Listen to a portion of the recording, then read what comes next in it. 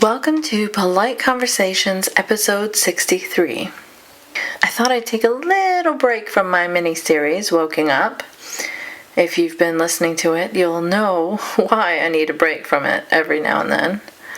But Woking Up fans, worry not, I'll be back again soon with a brand new episode of that. It is in the works as we speak. And if you haven't checked Woking Up out yet, you should. It is available on this very same podcast feed. Episodes 1 to 6 of that should be up in full wherever you get your podcasts. Anywho, now, if you're not a rational, genius, centristy type, you probably don't spend a lot of time obsessing over the N-word as a free speech issue.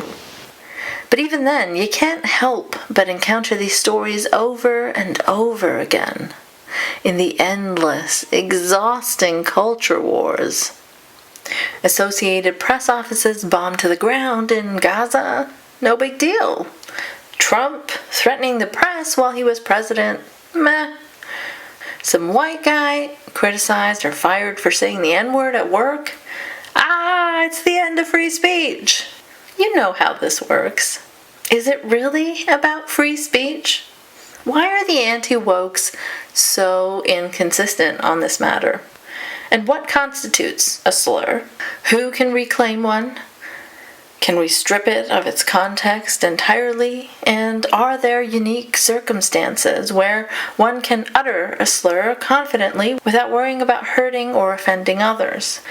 Well, I've got linguist Dr. Caitlin Green joining me to discuss these things I know you've always wanted to know. And she isn't just any old linguist. She's one that has her finger firmly on the pulse of anti-woke griftiness.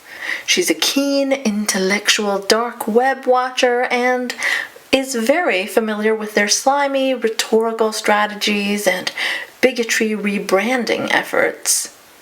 The IDW and adjacent worlds are fascinating to me linguistically because they are such a hub of how to use slippery, intellectual-sounding language to legitimize far-right talking points. And that's why I thought Dr. Green was such a great guest to discuss this topic with, because she watches the same gross corners of the internet as I do.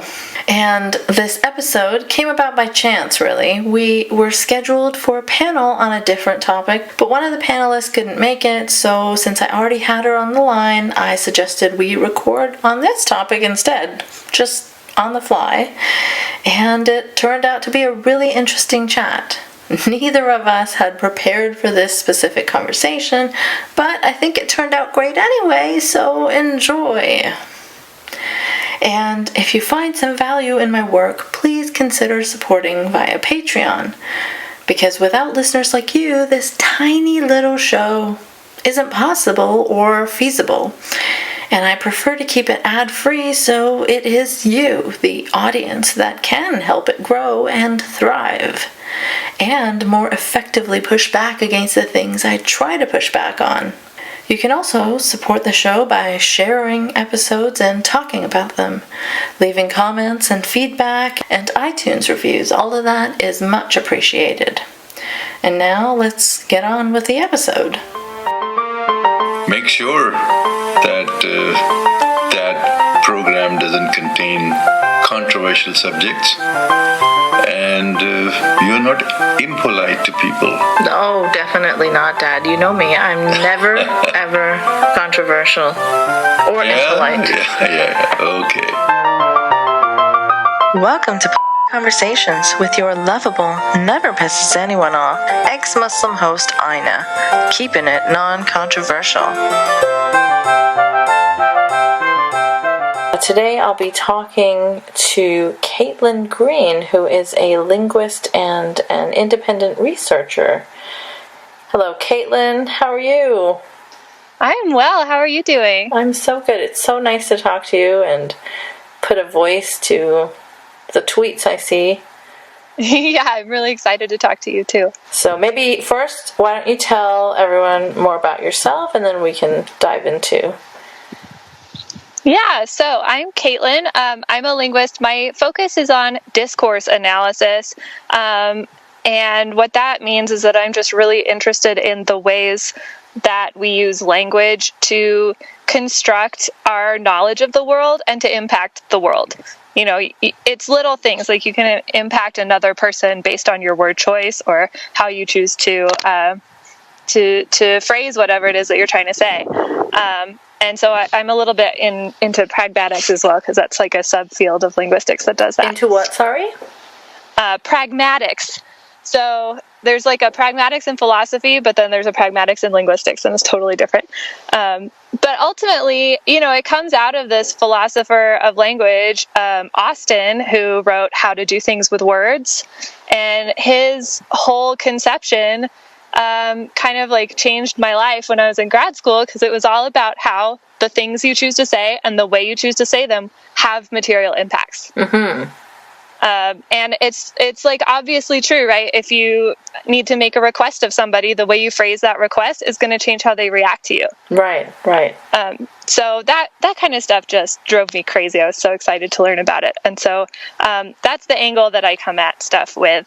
So you must find plenty of interest in the N-word conversations and concern trolling that you see in the rational sphere. Definitely. And what gets to me is that there are a couple of people who are professional linguists or like linguistics adjacent who are taking that discussion and just so oversimplifying the question to make it totally useless, you know, or even misleading. So, you know, they get all obsessed with this idea about mention versus use. And mention versus use entails a whole bunch of super interesting questions that they never get into. Mm-hmm. And so that's what I like to look at. So, like, what kinds of questions? So, you know, when somebody wants to convey that a racial slur has happened, right? Like, say they're teaching a class about racism and they want to say like these epithets were hurled at people during this time. The question is, do you utter the word or not? Mm-hmm. And is it okay because you're quoting somebody or because you're not personally endorsing, you know, all of those social and historical facts that come with that word? Mm-hmm. And so the people that I'm thinking of, like, you know, Steven Pinker, John McWhorter, they just come down a hard line.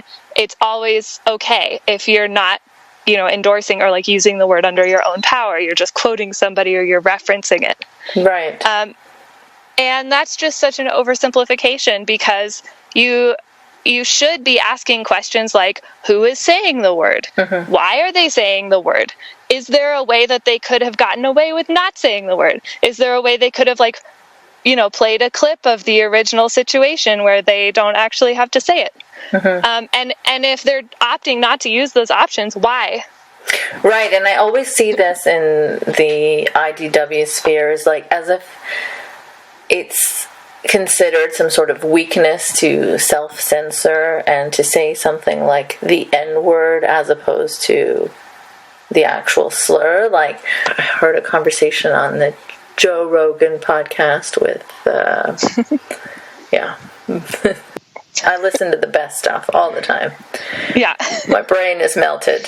It was a conversation on Joe Rogan with Hannibal Buress, Sam Harris, Josh Zepps, and at some point he had gone to the washroom and then they started joking about saying the N-word, and then I think Josh said it and he's like, you know, I'm not saying it in an offensive way or something, it's just that I don't want to, I decided that I would never censor myself on this. And as if that, like, it was just completely unnecessary. The question is whether or not, A, are we going Hannibal in the right... let's talk shit about him. A, are we going in now I can really say what I think about police violence. Hannibal just went to the toilet. QNWA. The question is, A, are we moving in the right direction or the wrong direction?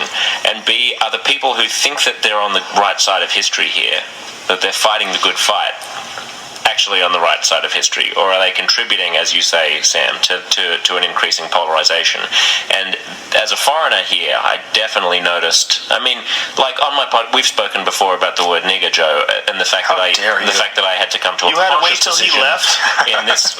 Son of a bitch.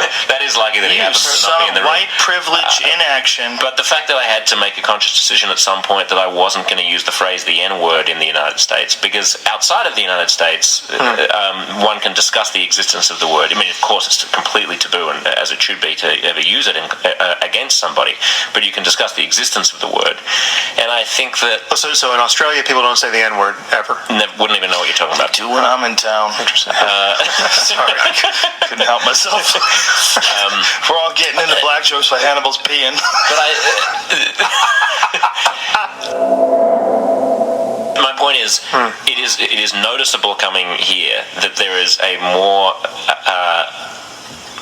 that the white liberal guilty form of anti-racist racism is part of the problem. Anti-racist racism? Yeah. In other words, the day when Americans can freely talk about the word nigger without saying the N-word is not going to be a day in which America is more racist. It's going to be a day in which America is less racist. And this kind of constipated white terror about conversing about race is evidence of. I mean, is entangled with the problem of racism. In Australia, it's much more laid back. You're much less likely to get criticized for making it. So yeah, I thought I'd come back in later and stick the relevant clips of this conversation into my chat with Caitlin, and it is so much worse than I remembered, and so awful in the context of the conversation they were having before Hannibal went to the bathroom, which was all Sam spouting the usual black-on-black crime points and the anti-BLM points. Now, of course, the N-word wasn't said in a deliberately, blatantly racist way here, but just imagine, after that whole emotional conversation where Hannibal got pretty heated and angry, understandably, at the Breitbart-type point Sam was spouting, the three white guys in the room decided to laugh and joke about this shit. And Josh told us about his extremely brave stance of saying the N-word in full. What a hero. Now, I'd recommend that you go and look up the entire conversation to fully absorb how terrible it was, but interestingly, I had a really hard time finding it. I couldn't find it among any of Joe Rogan's Spotify episodes. Maybe I wasn't looking hard enough, I don't know. Then I went to YouTube, and I distinctly remember there were tons of accounts that posted that conversation before, and those didn't seem to be there either now. All I found was this partial version that cut off abruptly at the end. Anyway, I'm glad it had the bit I was looking for.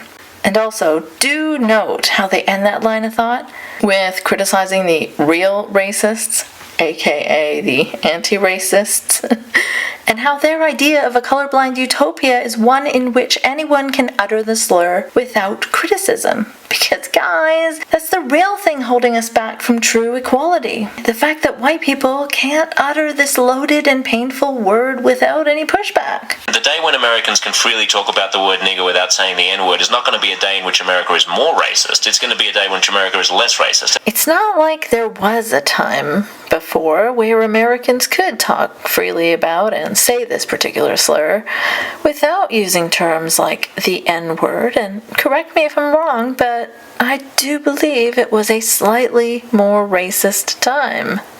Apparently, white people who say things like the N-word rather than bravely say the whole thing are just giving into their constipated white guilt. If only everyone could be as brave as the ITW rational heroes. I mean, what a fucking hill to choose, right? Jeez. Alright, let's get back to the conversation. And then I've seen, like, on atheist Twitter, Right. someone will be like, N-word, and use the actual slur is a slur, right? So they want to just type it out and say it's a slur, and then they want your reaction. So Right. I can see that there might be some circumstances where you may need to say it to describe a situation, or if someone said it to you and you're just like really hyped up, like, I can't believe that person called me, this word. That's the thing about, people who are using language, human beings. We have this really amazing cognitive mechanism that's all focused on the cooperation of communication, right? We're working together to understand each other as best as we can, and we're really good at it. And so we can tell most of the time, what the reasoning is behind the use of a word like that. And so if you're saying it when you had a really easy other option, then that triggers some inferences in the hearer, or in the interpreter, that they're gonna start thinking about, like, okay, so why did you do that? And also, like, when there's like a difference in the power balances, right? Like if you're a professor and you obviously have authority and power over your students, and then you're like, say you're reading a passage out of some old book or something, but you just keep doing it, and it can still be hurtful. It can still be like, you don't have to keep saying this painful word that brings up all these memories, and all these memories of being bullied and just mistreated by people, and it's got no positive associations. It's not yours to reclaim, especially if you're a professor that is white, for example. Right. So yeah, people don't think about that stuff, and it's just the people that spend all their time. So I can see that there might be situations where you've said it and you're absolutely not racist. Maybe you read it in something. You're just saying that, oh, that person called me this word. However, the people that are just asking questions about what are the specific situations where we can say it all the fucking time, and they spend all their time on this. Yeah, it feels like you're talking to a child who's like trying to push the boundaries, right, of whatever rule. Yeah. So if you say like, you can't be in the living room right now, they've got like their toes up to the threshold of the door, being like, well, I'm not in the living room right now, and like, can I put my toes in? Yes, like, exactly that. Can I breathe into the living room? Is that okay? Yeah.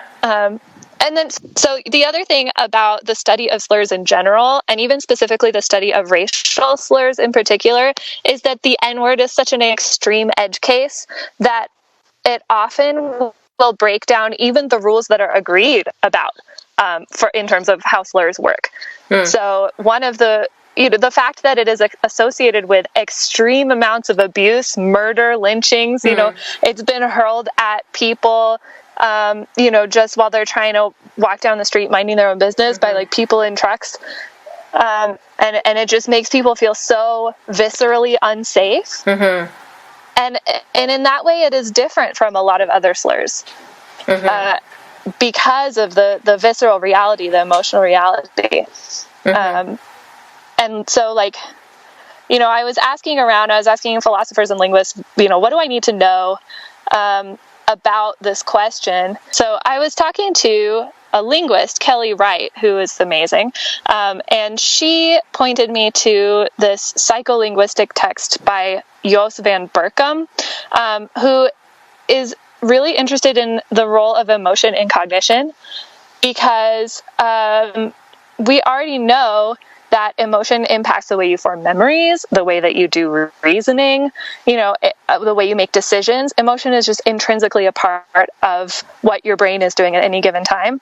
And so it just is silly to pretend that emotional responses are not going to also touch the way that you interpret language. And so what he says is that when you hear something that is inherently threatening, like the N-word, you're going to experience a change of your physical state. You're going to experience the stress response. You're going to experience, physiological effects, cognitive effects, behavioral effects.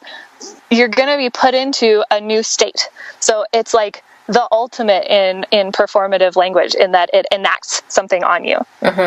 It's just silly to be a linguist and not acknowledge that reality. Like, this goes back to theories of language going back at least to the 1960s, that we understand that you can have an impact on somebody with your language. And yet we have people like Steven Pinker who are upset that a professor got investigated for using the N-word and is making fun of and straw manning that perspective by saying, oh, words aren't magic, they're just words. However, somehow anything anti-racist is magically super emotional and upsetting for these guys. Well, yeah, that's the thing. And just today we had, that motion filed by the FAIR organization, of which Steven Pinker is an advisor, where they said that teaching anti-racism is divisive and harmful and causes stress responses, associated with feeling shame. Because those poor white children now are like ashamed to be themselves, and it's basically abuse, right? And so how come when we're talking about using a racial epithet where you don't have to versus anti-racist education, you have come to completely different conclusions about how cognition works, which is your field of study? Right. Why do you think that is? And why are they so transparently hypocritical? Right. It's just very obviously working backwards from the conclusion he wants, right? Where, this thing is good for me because I'm the campus free speech guy. I'm involved in, FAIR org. I'm involved in FIRE, the legal team that, helps with campus free speech. He's involved in all kinds of organizations that are about this. So he needs to raise his profile to drum up this cancel culture stuff. And this FAIR org is such a clown show. It's like... Oh, yeah. It's like a who's who of the anti-racist. And let me ask you this: what do you make of this new, I guess, incarnation of? I know there's a word for it, but I'm going to avoid saying it for now. So anti-racism. What is that? Is there a simpler way we could say anti-racism? Well, the old joke, you just cancel out your fractions. You just simplify it down and you're left with just one word. But I mean, ultimately, I don't think it matters to them what the actual arguments are, right? It's all about raising their own profile and preventing being usurped. And they see this kind of boogeyman of wokeness or whatever as a major threat to that. Right. They are just status quo warriors. That's absolutely all it is. The thing about FAIR org, too, is when I started looking into who they are, I found Chris Rufo, the Manhattan Institute Discovery Institute guy. The intelligent design they guy. teach the controversy dude. He was on the Stop CRT, Parents Against CRT website. He was talking about FAIR org as a part of his Stop CRT legal coalition. So as if it's under the umbrella of his team of lawyers whose specific aim is to censor anti-racist education and trainings. Interesting. Yeah, I found that very confusing. FAIR org is all about pushing their view of anti-diversity, whereas they claim that the left focus on, I guess, even just noticing racism is the real racism, right? Mm-hmm. It's just so slimy how they package this stuff. It's so slimy and so slippery. And if they were just more honest about it, honestly, I appreciate Tucker Carlson more than I do these types, because at least he says what he... It's really astroturfed as well, right? Because it's always framed through, this is the story of a parent of a white child whose feelings were really hurt because of what he heard in his class, and so then you're supposed to be just thinking about this poor child who was damaged by having to learn about the racist history of his country. Mm-hmm. And it's so funny, as an ex-Muslim, to me, I remember in the atheist scene when they would all go on about how, in Islamic countries all this stuff is whitewashed and they won't teach the more controversial parts of the history and how that's bad, and, we should be more honest about these things, and that's how we change attitudes. But when it comes to turning the lens inward, it's always the same exact thing. And that contrast to me is just mind-boggling, is the way that they talk about Islamic conservatives and how, we should push for change and progress and all of that. But when it comes to their own conservatives, it's like we need to protect them and their views at all costs. And of course we're not right-wingers. We are true liberals. Right. We're all about freedom, actually, except for don't say that and don't teach that. And I'm going to have a lawsuit ready to stop you from doing it. Yeah, man. If you call someone right-wing, well, Dave Rubin used to be threatening to sue people who wrote articles about him all the time, but that's from a couple of years ago, which is 200 years in internet years, I suppose. I guess he's an open right-winger now. He can't possibly be still denying that he's right-wing, but he's probably pushing the left made me this way stuff. So. Oh, yeah, for sure. Yeah. And what do you want to bet? He's like a classical liberal. Right. Yeah. Yeah, by that he means far right, classically. Yeah, very classically. I used to do a joke, believe it or not. I think I told you this once on your radio show, Adam. I used to do a joke that involved the N-word, and it wasn't to be racially offensive or in a pejorative way. I was doing an impression to make fun of people that use words like that. And for about 5 years, it would get a huge laugh. And then I remember one night I was on stage at Gotham Comedy Club in New York City, and the crowd they all froze all at the same time. And I remember in my head thinking, I'm never going to tell that joke again.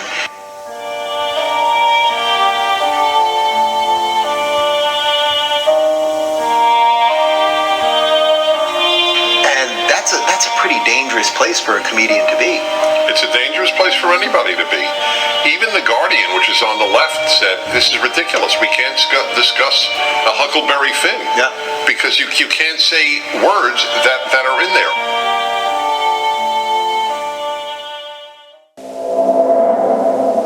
Do we want to go into the linguistics of how racial slurs work? Is that an interesting thing to do? Yeah, let's talk about it. Sure, okay. I mean, I think it's super interesting, but I don't always have a good gauge on whether it's objectively interesting.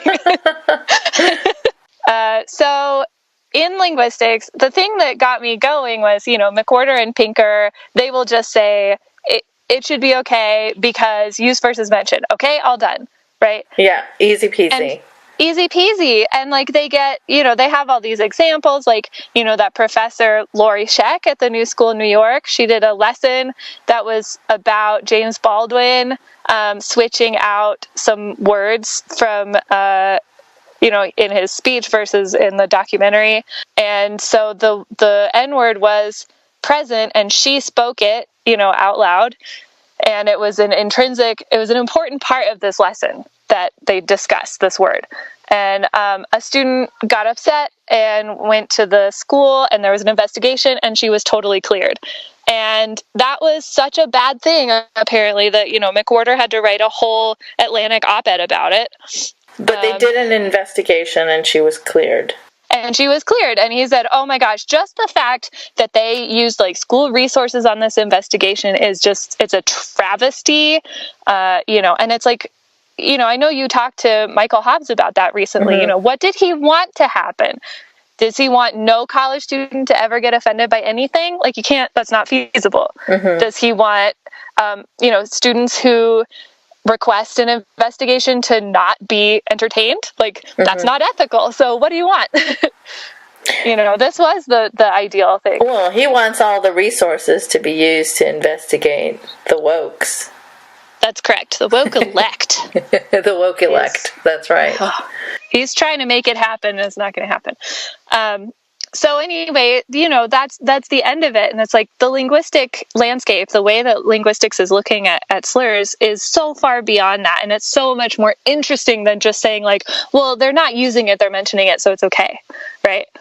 So the linguistic community is a little bit split on whether using a racial slur is an expressive, meaning it tells the listener the emotional state or the stance of the speaker.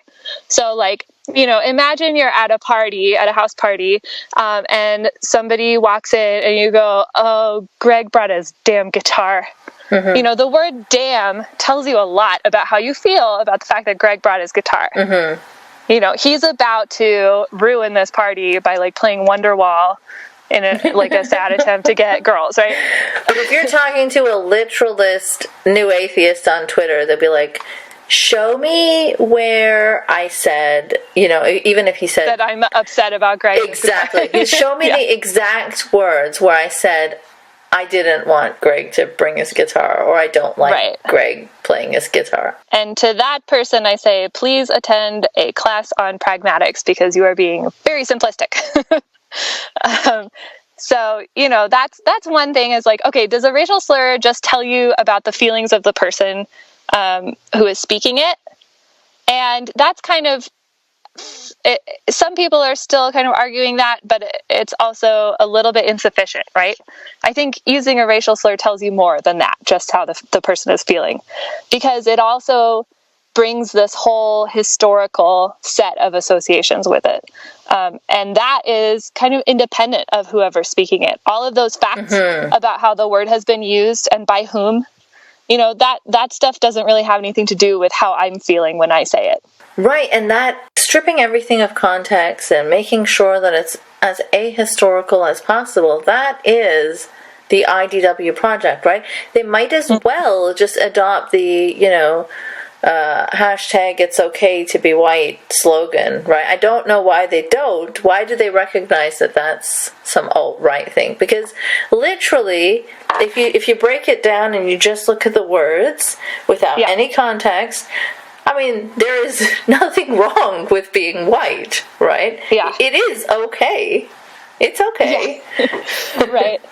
But if you're somebody that is using the hashtag it's okay to be white, you're recognized by someone like me to be a far-right racist troll. Yeah, so that's something that's discussed by Taylor Jones, who's a linguist, and he talks about how by saying it's okay to be white, you are making the person ask, why are you saying this? Because it's usually an answer to something, and it doesn't make literal sense why it would be an answer to anything at all. And so when somebody says it's okay to be white, it's so trivially true that it makes you go, hang on a minute. Why are you feeling the need to assert this at this time?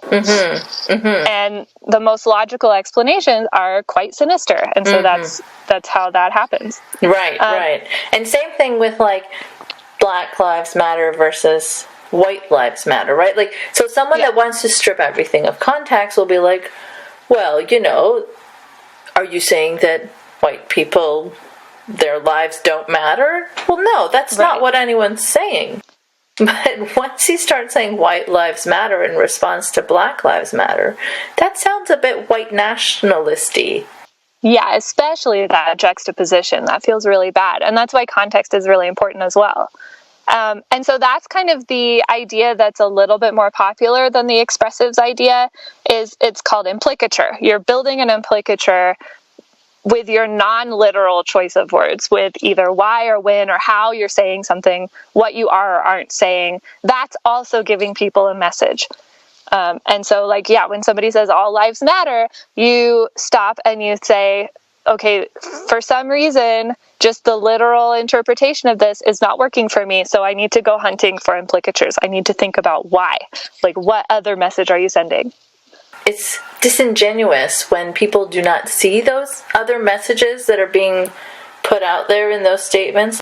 And again, we're talking here about linguistic theories that have been around since the 70s or, the late 60s.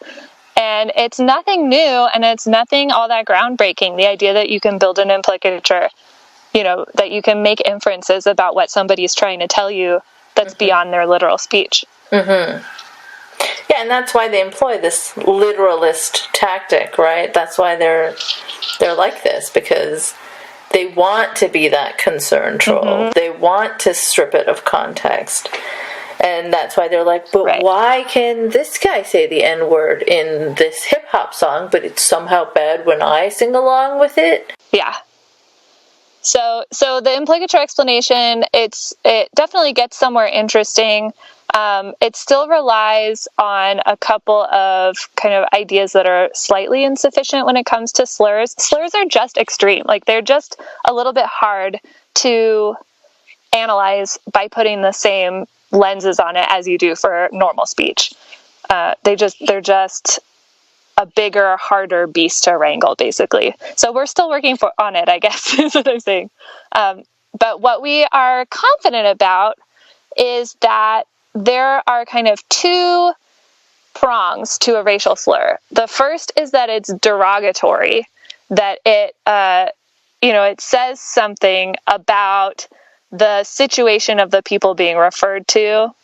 Mm-hmm. So I reached out to Ellen McCready, who is a linguist who talks about slurs. She does pragmatics. She's amazing. And she sent me her paper. It's Davis and McCready, The Instability of Slurs, which is really, really a nice kind of rundown of how slurs can be interpreted in linguistics. So a slur has two major effects. One is that it is offensive. Like it causes offense. And this is actually something we talk about in pragmatics as, a technical term. It's not necessarily always synonymous with the lay use, but it's pretty close. Essentially, it's about how the hearer or the receiver of a message interprets it.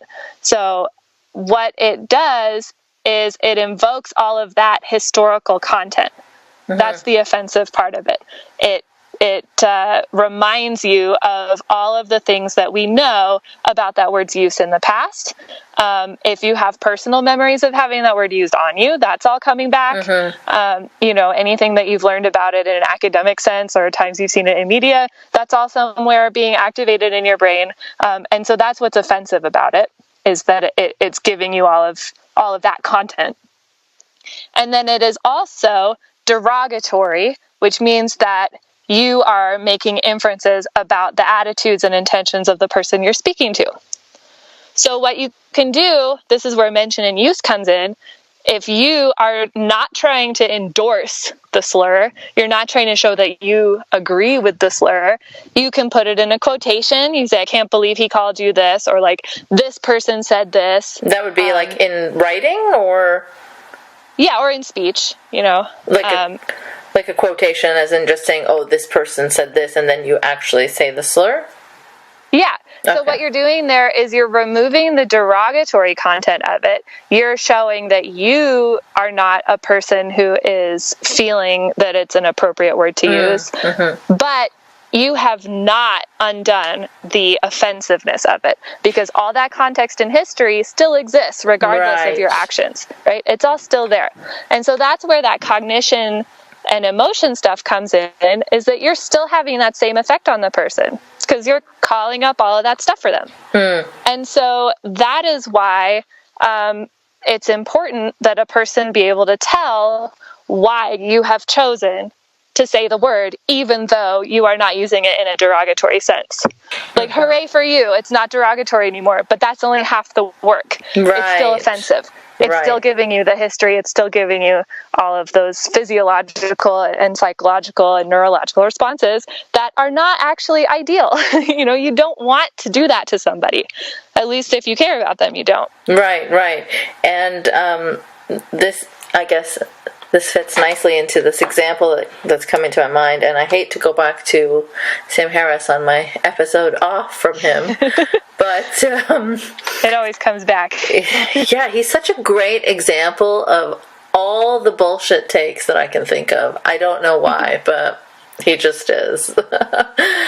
So in his latest podcast episode with Jesse Singal, he brought up this horrifying case that is just supposed to be a great example of how wokeness is destroying civilization. Is that some big shot over at Netflix? I think I don't know this case. They all kind of blur into one for me because there's so many of these interchangeable N-word cases that these guys are also worried about. But anyway, so as he describes it, the Netflix guy said something in a meeting. I think they had put out some comedy special where some comedian had said the R word a lot, and he was talking about, that was bad, I guess. It's not good for us. It's as bad as the N word is for black people, and he actually said the word. Right? So I guess some employees were offended in the meeting, and they complained. But to Sam, this was just ridiculous that anyone could be offended. And I'm just thinking, well, no, because at work, you're in the right to expect not to hear that slur said by your white boss, especially. Yeah. And it's putting you in a strange position. And especially there where it wasn't even a topic of conversation, like it was just out of the blue. Yeah. Like, I mean, I don't know the specifics exactly of what was said in this meeting, but this is how it was described, and I'll put in a clip for people who want to hear how Sam described it. But yeah, it's not so simple that, oh, he didn't mean to use it in a racist way. Like, it's, for them, it's like if the person is like saying, yes, I am a racist, and, you know, they're wearing like some KKK hood, and then they say the N-word, that's like a bad use of it.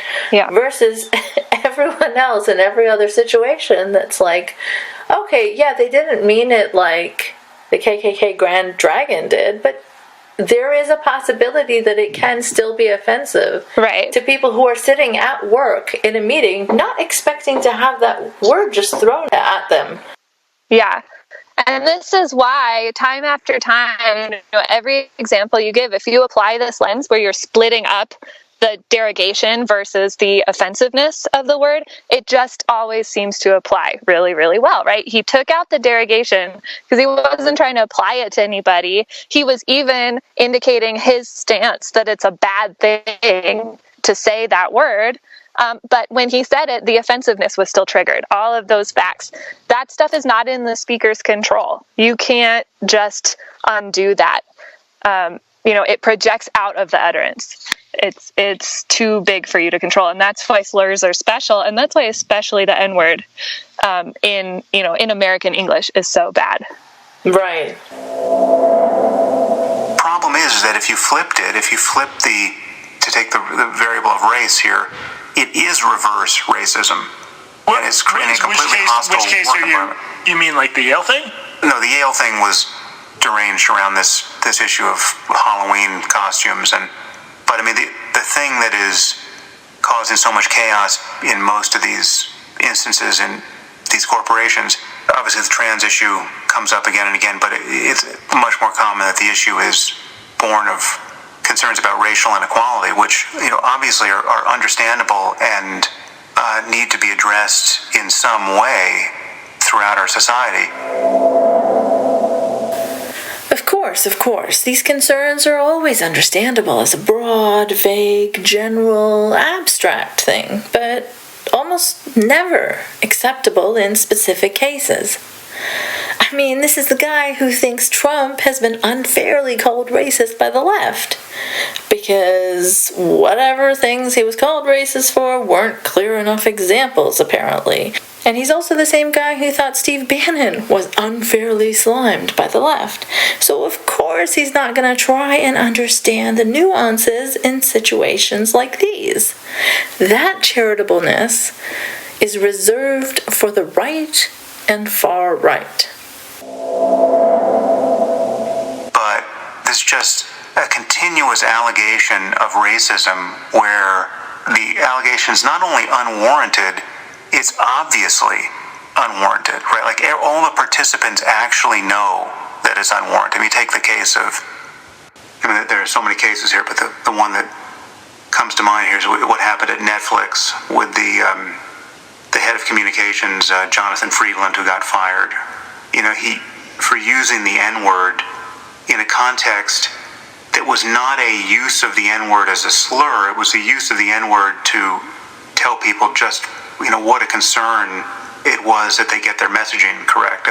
For those who don't remember this episode, briefly what happened is Tom Segura, the comic, released a comedy special on Netflix where he used the word retard over and over again, and they got a ton of blowback. And so Jonathan Friedland, who was head of communications, in a closed-door meeting at the company, said, listen, this is a huge deal. It turns out that using this word is like using the N-word for the black community, but he didn't say N-word, he used the word.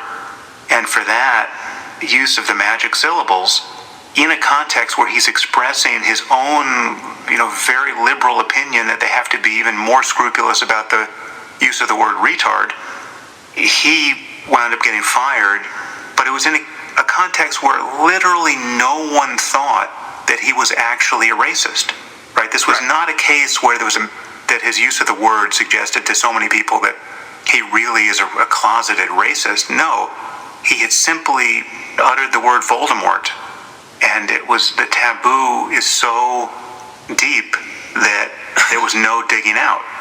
So there's a couple different things. There was another case similar at the New York Times involving Donald McNeil Jr. that I found similarly infuriating. And you had 150 Times staffers signing a letter demanding he be reinvestigated. I do think there's maybe a difference between cases like that where, basically what people are trying to do there is establish what would be a new linguistic rule, which is that mentioning the term is the same as using it in a derogatory way or close to it, which I find morally and linguistically crazy. Just popping in again to share my thoughts on this clip. It's very interesting that Sam starts this point by mentioning that these quote-unquote unfair allegations of racism amount to reverse racism, which, as we all know, is the only real racism. And these aren't new linguistic rules, as Caitlin already mentioned in our chat. And I don't think the intent is to equate mention and use, but rather to point out that it can still be hurtful in situations without the deliberate racist intent, as Caitlin's been explaining. And to some extent, even the anti-wokes know this, because if it's truly something they think is criticized unfairly, and as Sam says, he's technically uncancelable, why then doesn't he just go ahead and say it in this context, where all he's doing is describing a case? If it's that unreasonable to criticize people for being offended by the mention of Voldemort, why not show you're not one of these snowflakes and say it yourself? Say Voldemort. I didn't realize Sam capitulated to unreasonable wokeness so much. Alright, back to the conversation. Yeah, and so I just find it to be such a sinister project to spend your time and your large platform advocating for these people. Okay, maybe they were over criticized and it was harsh or whatever. Right. But there are a lot of other things you could be using your platform to talk about, to dwell on these N-word cases and these specific circumstances where, yes, it wasn't as offensive as David Duke uttering it or something. It's just it's very transparent. Yeah.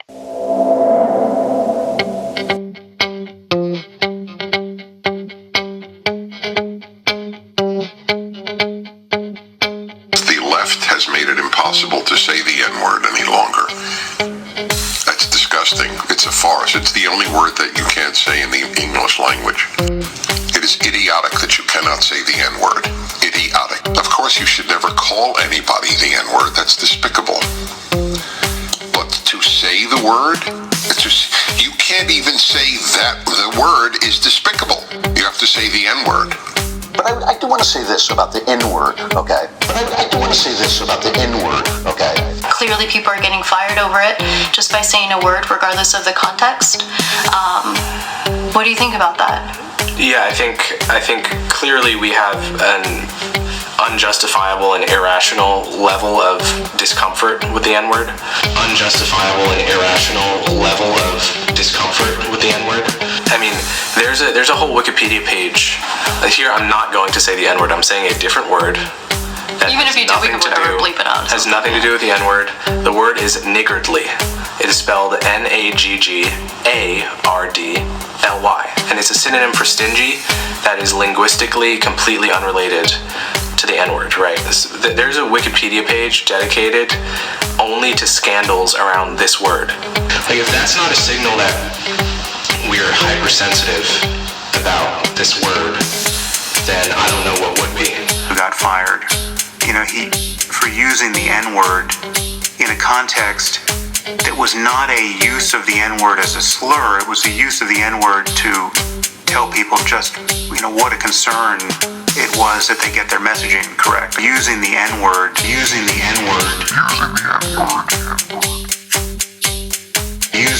N-word.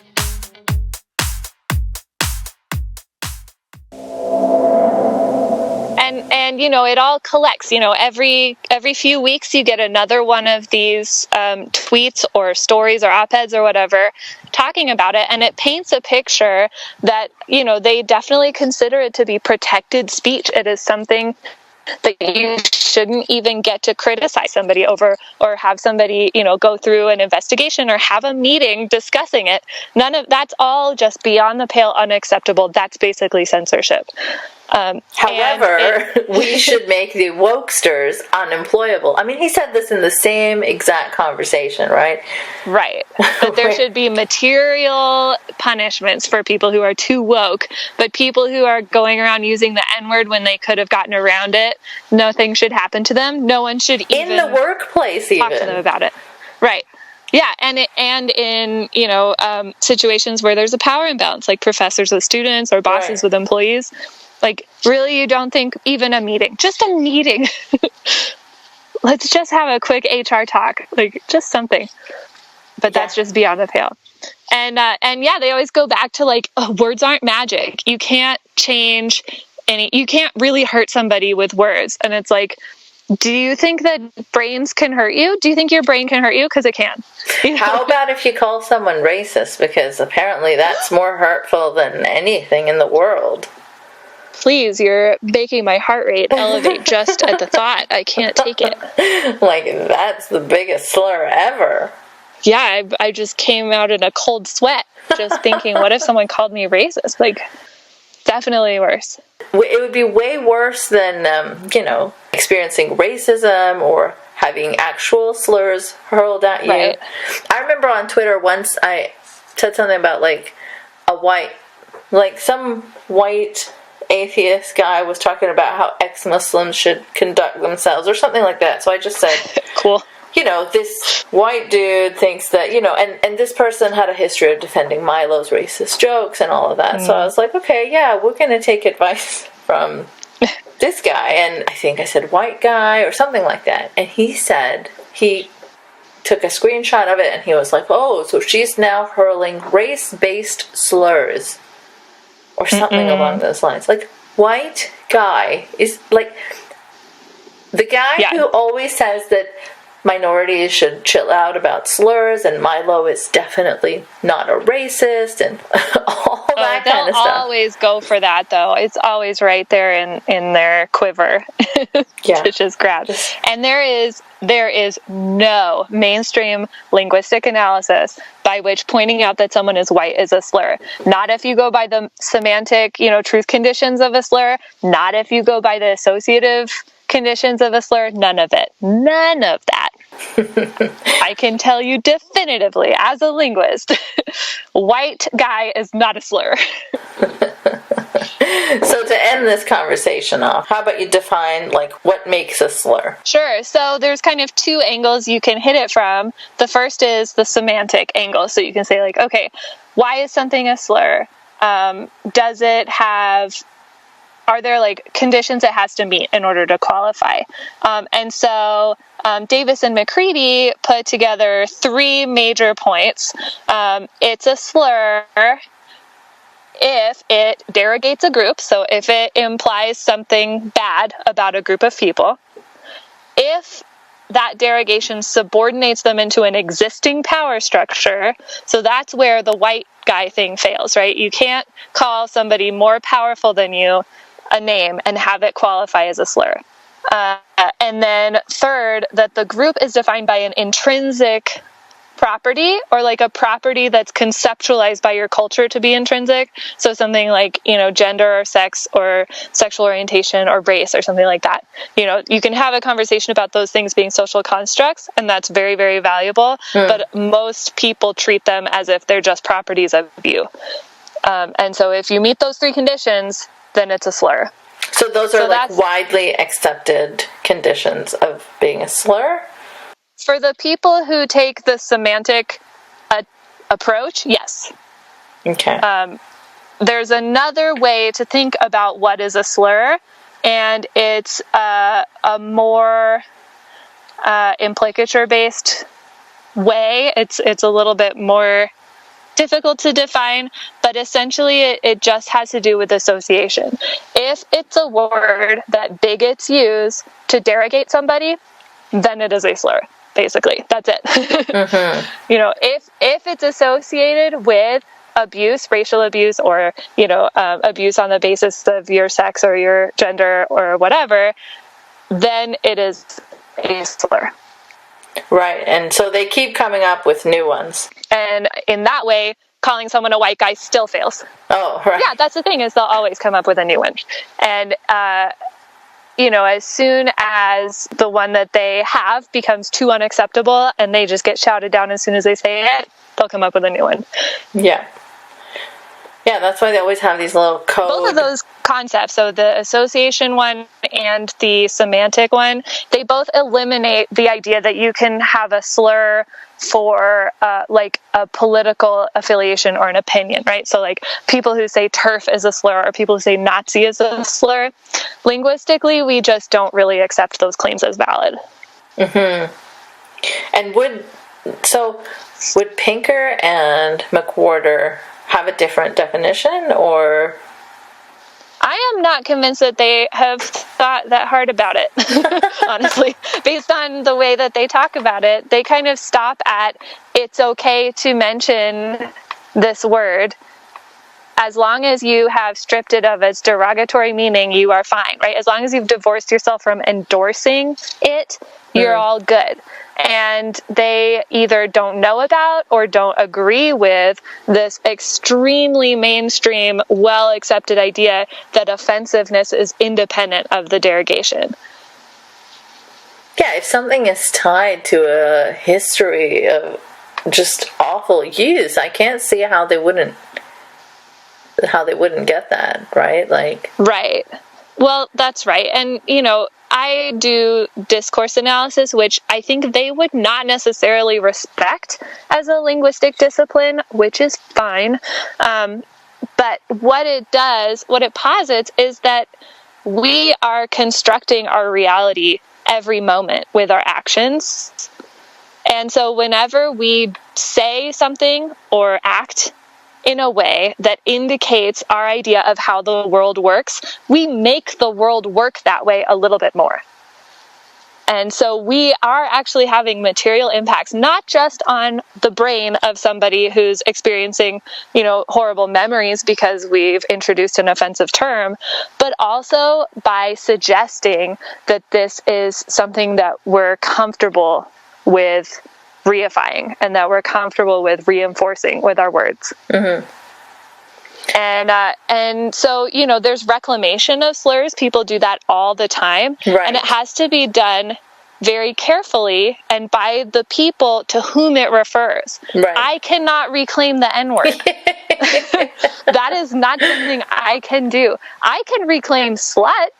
I can reclaim words for women, but I cannot be participating in the reclamation or like the bleaching of the offensiveness of the N-word, because that is not something that's in my power. Somebody to whom, you know, it historically has applied can do that. And what they're doing is they're challenging the social norms that make that word so traumatic. And it's a long, hard process, and it's not smooth. You know, there's going to be fits and starts, and people are going to object to it. You know, just like we have Ben Shapiro whining about the N-word being in rap songs. It's not going to be easy, but it is a process by which those social norms are challenged, and you know, that could be seen as a positive thing. Right, and people do it to take the pain and the sting out of the word, right? Yeah. But even once it's been reclaimed, I assume, I'm no linguist, but I assume it works like it's acceptable within the group to say it. But outside of the group, it is still it's still not acceptable. That's exactly right. The reclaimed version will live parallel to the offensive version in society, and it just depends on who is speaking it and to whom. Right. Yeah, one time I blocked this person on Twitter for calling me a sand N-word. Goodness. And then their friend emailed me saying that, no, it's okay that they say that because their friend was black and they allow them to use it around when they're hanging out or whatever, and they just use slurs at each other. And at that point, I didn't bother explaining it to them, but I'm like, okay, what happens between a group of friends privately it involves some sort of consent, even if it's not explicit, right? Like if you are joking with each other or just whatever, saying a slur affectionately as a joke to your friend, Right. that is not something that you can put upon another person of color, because they do not have that relationship with you. That's another way that you're stripping away the derogatory sense of the word using context. And that is context that they and their friend share that is not shared with you. Exactly. And they did not say it to me like in a friendly way at all. They were like super rude and offensive. But their friend decided to email and say, no, you shouldn't be mad because this is the kind of exchange I have with him. Right. So they hit both points. They made it derogatory and offensive. Oh, yeah. No, they definitely did. And I didn't know them, like, even on Twitter. Like, what the fuck? Right. Yeah, that's extremely unhelpful. So I didn't bother explaining to their friend because it's like, if you don't understand why I'm blocking someone for calling me that. No, that's right. There's no point. The thing about the offensive content of a slur existing beyond the control of the person who is speaking it is that no member of that group can declare it officially unoffensive. Yeah, right? you can't declare for everybody else that this no longer hurts. You don't have a time machine. You can't go back and fix all of the memories that that everyone in the world has, relating to that slur. And the fact that the offensive content of a slur is independent of the speaker's control, that means that nobody can just say it's not offensive anymore. Right, and I'm also not even of the group that has the history with the N-word. Right. But the sand N-word is like a new version of it that is used for people of my background. So they're slightly two different words even, Mm-hmm. Yeah, you have some ownership over that because it's been applied to you. You're a part of the slurred group. Right. This is the longest and most detailed conversation I've ever had about slurs. It's like I've never dissected slurs in this way before, and with a linguist. It's very interesting. Yeah, the subject matter is upsetting and depressing, but linguistics is fun and people should do linguistics. Well, no, if more people thought about this kind of stuff, then they wouldn't have these stupid excuses like, oh, well, why can this guy say it and why can't I say it? And my friend says it to me and I say that's okay, so then my friend should be able to say it to you. Yeah, I mean, if you just thought about it, you are not the only people who exist in the world. Yeah, you are not the only person. There's a whole world out there. See, this is something that we try to explain to people over and over again, and not everybody really takes it in. Right, and just professional conduct as well in terms of meetings, right? Just how about we have a rule where you don't say the N-word in an office meeting?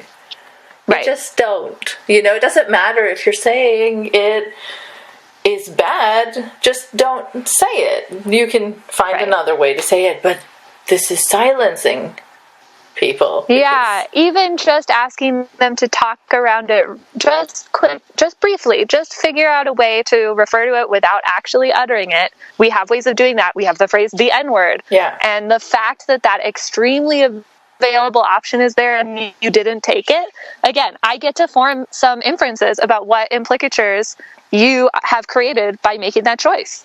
Right, we have some social norms that are agreed upon, right? Like we don't get into a meeting and then specify all of them all the time. But it's just understood that there are some things that are unprofessional to say, and that's been the case for a long time. I mean, these words may change, but or get added to. But you have been a user of one or more languages your whole life. You are competent at forming meaning together in in groups. And it's not necessary that we restate all of the rules, right? I don't need to specify that I'm going to make my tone go up at the end when I have a question, because you know that already. And I don't need to specify that racial slurs are not an option in our meeting. It's so funny because if you made a caricature of these guys, which is getting harder and harder to do because they're so ridiculous, you would have to specify that you are going to raise your voice at the end of a question. Right. Because otherwise it'd be like, no, you didn't say that. Or, they'd have some weird literalist toddler-esque thing to say. That analogy you made, like in the beginning of our conversation, where the toddler or the kid is like sticking their toes in the room, is so perfect, because that's how I see them all the time. I mean, I have a 2-year-old, and you see how they test your patience. I mean, the 2-year-old will grow out of it, but the IDWer will not. I mean, I hope the 2-year-old will grow out of it. Yeah. Oh, yeah. I know. It gives me flashbacks to, like, telling my almost 2-year-old how to properly interact with our cat. Like, is this an okay place to touch? Is this an okay way to touch? Like, well, why are you silencing doing it a her? little differently. Why are you, Yeah, right? Silencing her ability to pull the cat's hair. Exactly. Yeah, she should be able to express herself on the cat however she wants, but I'm a monster, so. Yeah, it's been lovely talking to you, and we'll talk again soon when we can reschedule our original conversation. But hey, we had like a very nice, unexpected discussion on slurs. Yeah, that was great. I mean, yeah, all of the IDW mention versus use stuff just sent me down a rabbit hole trying to figure this stuff out. And I feel like I learned a lot, and I was just so excited to share it with you. It's so funny, these adjectives that we're using about a conversation about slurs. I had a lovely chat with Caitlin about slurs. Yeah, I was so excited. Just want to clarify for people, I don't like slurs, and they're not nice. Nor do I. Yeah. And I'd also like to point out that we managed to have this whole conversation without ever saying the N-word. And that's only because we're woke cucks. That's right. Yeah, if we were brave free speech warriors, then we'd actually say them. I don't know, Spotify would drop the episode. Yeah, well, not if Joe Rogan said it. Oh, yeah, that's right. All right, well, it was lovely chatting with you, and we'll chat again soon. Where can people find you? You can find me on Twitter at Caitlin Mariah, and I have links to relevant things from there.